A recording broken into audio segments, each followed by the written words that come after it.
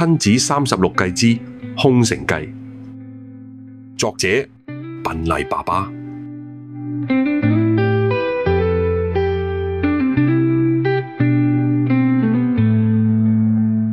事先聲明，此影片不宜一向正直不阿、嚴守紀律嘅父母收睇。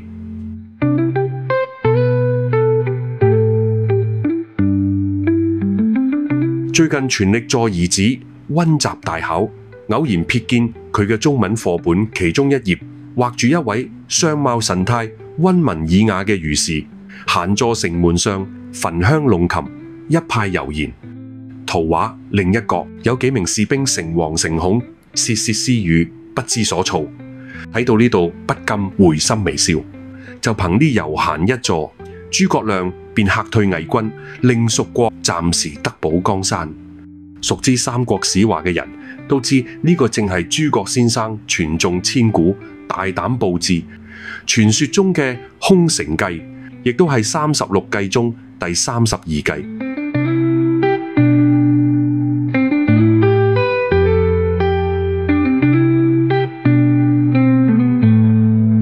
空城計係一種心理戰術，喺敵眾我寡、敵強我弱嘅緊急關頭下，以冒險行動作擾亂，令對手難以揣摩己方虛實，導致錯判形勢，達到解我方一時之困嘅神效。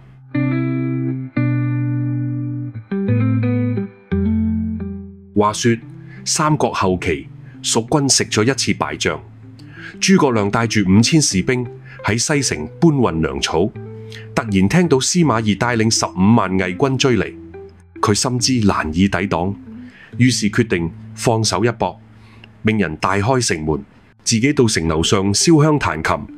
司馬懿率大軍到達之後，睇到眼前嘅奇異景象，不敢輕舉妄動。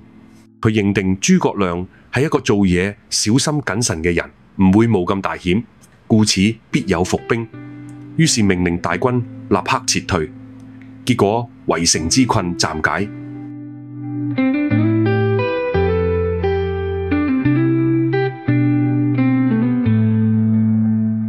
我一向認為此計十分有趣，跟上次假痴不癲一計正好相反。假痴不癲係有料扮無知，明明知道但扮不懂，以刺激子女嘅好勝心。空城計則係唔識扮識，本來對孩子所問嘅嘢唔識答，卻裝作成竹在胸。如此大膽，所為何事？事緣本人自命長於中國文學歷史，對孩子查問相關內容時，一向有問必答，有答必精。但係隨年漸長，腦細胞消減，搜索引擎轉速慢落嚟。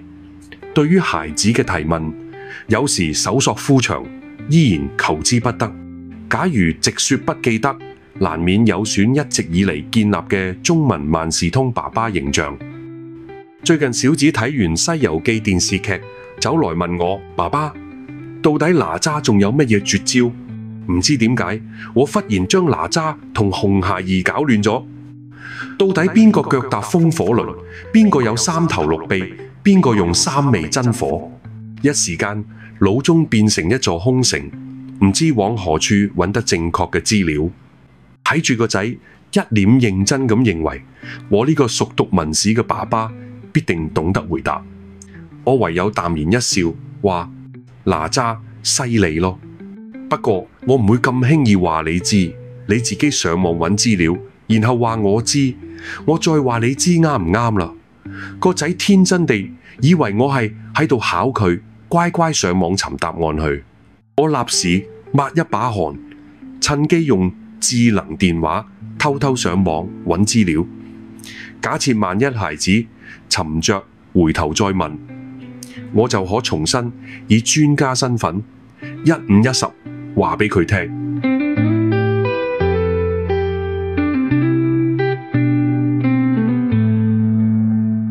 有人可能認為呢種做法接近欺騙，唔識就唔識，應該直接同細路仔坦白講我唔知，然後加一句我同你一齊上網揾。一早講過，正值父母不宜收睇。我卻認為喺某啲非常時期，類似本人以上腦閉塞情況，卻不妨一用，既可解一時之困，又可維持父母喺孩子心目中嘅英雄形象。間中擺一擺空城計，實在無傷大雅。況且後來我亦即刻翻箱倒籠，將正史、野史重新溫習一遍，務求下次無需再用此計。